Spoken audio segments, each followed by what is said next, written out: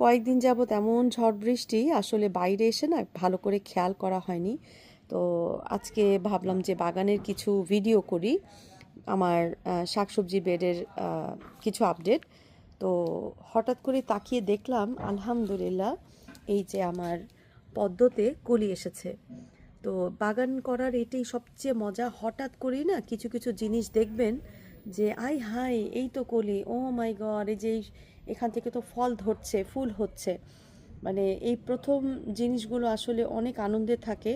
তো এই সেলারকে আমি বলেছিলাম যে আমার আসলে জাতীয় ফুল আমাদের শাপলা এবং সাদা শাপলা, আমার খুব শখ একটা সাদা শাপলার। তো ও আসলে তখন আমাকে এই গাছটার কথা বলে যে আমি তোমার জন্য সাদা শাপলা পাইনি, বাট আমার কাছে একটা পদ্ম আছে যেটা অনেক বড় সাইজের, তো এইটা তোমার জন্য রেখেছি। তা আমি যেহেতু বাংলাদেশে ছিলাম, এটা জাস্ট রিপোর্ট করে ফার্টিলাইজার দিয়ে আমি চলে গিয়েছিলাম। তো আমার আর দেয়া হয়নি। তা আমি অ্যামাজনে অর্ডার করেছি অলরেডি, আমার হয়তো দু একদিনের ভিতরে চলে আসবে।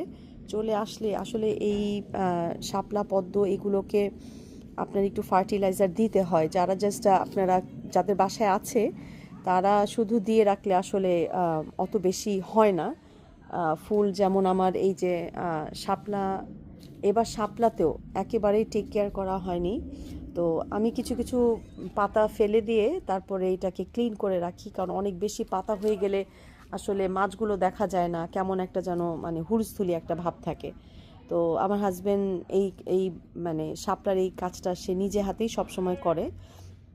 তো আবার পাতাগুলি কিছু হালকা করে দেওয়া হয়েছে। তো যাই হোক, আমি অধীর আগ্রহে বসে আছি যে আমার এই পদ্মটা কবে ফুটবে। আমি অবশ্যই আপনাদের সাথে শেয়ার করব। আমার গতবারের যেই শাপলাটা পদ্মটা ছিল, ওটা ছিল গোলাপি কালারের একটা পদ্ম, খুবই সুন্দর, সাদা গোলাপি, খুবই সুন্দর। আমি গতকালকে আমার স্টোরিতে দিয়েছিলাম। তো আজকে এই যে দেখতে পাচ্ছেন যে এইটা অনেক বড় সাইজের নাকি হয়, আর সাদা। তো যাই হোক, ইনশাল্লাহ আপনাদের সাথে শেয়ার করব। দেখা যাক কি সারপ্রাইজ পাই।